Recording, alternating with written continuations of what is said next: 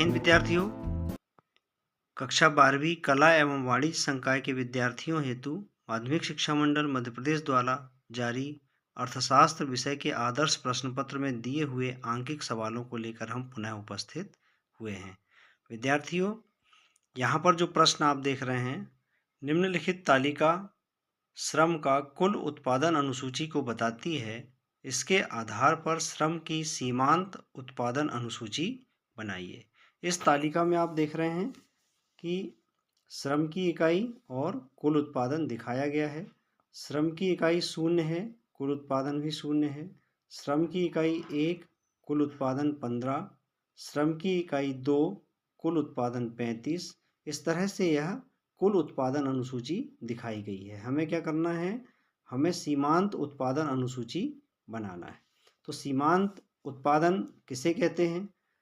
श्रम की प्रत्येक अगली इकाई से कुल उत्पादन में जो वृद्धि होती है उसे सीमांत उत्पादन कहते हैं। तो सीमांत उत्पादन अनुसूची बनाने के लिए देखिए, यहाँ पर पहले कॉलम में श्रम की 0 इकाई, कुल उत्पादन 0 है, तो यहाँ पर सीमांत उत्पादन भी 0 होगा। श्रम की अगली इकाई यानी पहली इकाई, इससे कुल उत्पादन होता है 15, तो यहाँ पर सीमांत उत्पादन भी 15 होगा। श्रम की दूसरी इकाई से कुल उत्पादन हो जाता है 35, तो यहाँ पर कुल उत्पादन में जो वृद्धि हुई है वह हुई है 20 इकाइयों की, तो सीमांत उत्पादन आएगा 20।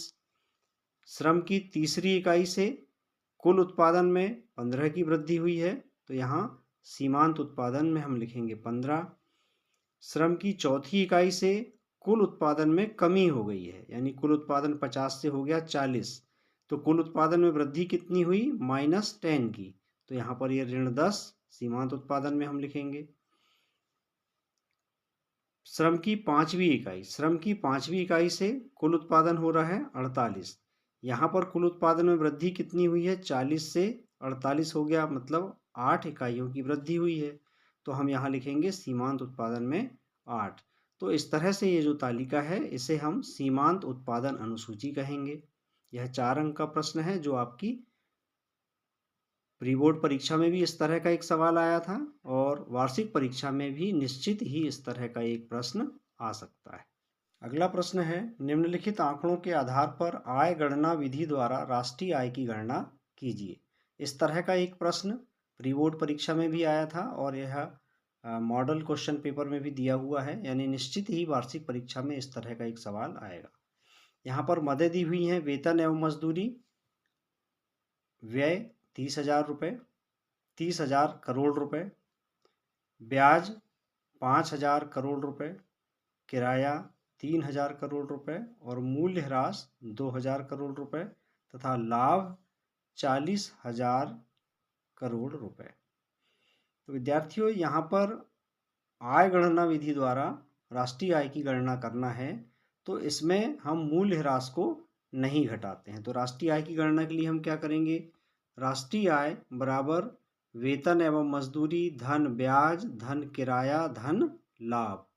तो यहाँ पर राष्ट्रीय आय ज्ञात करने के लिए हम वेतन एवं मजदूरी 30,000, इसमें 5,000 ब्याज धन 3,000 किराया धन लाभ 40,000, इस तरह से जोड़ देंगे तो 30,000, 5 35,000 और 3 38,000 और 40,000, इस तरह से 78,000 करोड़ रुपए क्या आ गई? राष्ट्रीय आय आ गई। यह ध्यान रखें कि आय गणना विधि से जब हम राष्ट्रीय आय की गणना करते हैं तो मूल्यह्रास को नहीं घटाते हैं। इसी प्रश्न के अथवा में एक और प्रश्न दिया हुआ है, निम्नलिखित सूचनाओं के आधार पर जीडीपी एवं एनडीपी ज्ञात कीजिए। जीडीपी अर्थात सकल घरेलू उत्पाद और एनडीपी अर्थात शुद्ध घरेलू उत्पाद। तो शुद्ध घरेलू उत्पाद ज्ञात करने के लिए हम क्या करते हैं? जीडीपी में से मूल्यह्रास यानी डिप्रिसिएशन को घटा देते हैं। तो सबसे पहले तो हमको जीडीपी ज्ञात करना है। जीडीपी ज्ञात करने के लिए हम क्या करेंगे? उपभोक्ता वस्तुएं और सेवाएं धन पूंजीगत वस्तुएं और सेवाएं धन निर्यात ऋण आयात, यानी निर्यात और आयात का जो अंतर है इसे हमें जीडीपी ज्ञात करते समय जोड़ना है। तो जीडीपी बराबर यहाँ पर 8,000 उपभोक्ता वस्तु और 4000 पूंजीगत वस्तु, धन, निर्यात ऋण आयात। निर्यात यहाँ पर कितने हो रहे हैं 2000 के और आयात हो रहे हैं 1000 के। तो इस तरह से हम ये गणना करेंगे।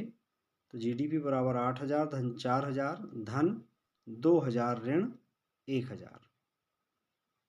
तो इसको हल किया, 8 और 4 12,000, इसमें से 1000 प्लस कर दिए तो ये 13,000 आ गया। तो शुद्ध घरेलू उत्पाद एनडीपी ज्ञात करने के लिए हम सकल घरेलू उत्पाद में से मूल्यह्रास को घटा देते हैं, अर्थात 13,000 ऋण मूल्यह्रास यहाँ पर 500 है, इसमें से घटा दिया तो एनडीपी आ गया 12,500 रुपये। तो विद्यार्थियों, इस प्रकार प्री बोर्ड परीक्षा में तथा आदर्श प्रश्न पत्र में भी इस तरह के सवाल दिए हुए हैं। तो निश्चित ही वार्षिक परीक्षा यानी बोर्ड परीक्षा में भी ऐसे सवाल अवश्य आएंगे। इनका अच्छी तरह अभ्यास करें और आपकी बोर्ड परीक्षा के लिए एक बार पुनः हमारी शुभकामनाएं आपके साथ हैं। पेपर आपका अच्छा जाएगा, अच्छी तरह तैयारी कीजिए। मिलते हैं अगले वीडियो में किसी नई विषय वस्तु के साथ। तब तक के लिए नमस्कार, जय हिंद।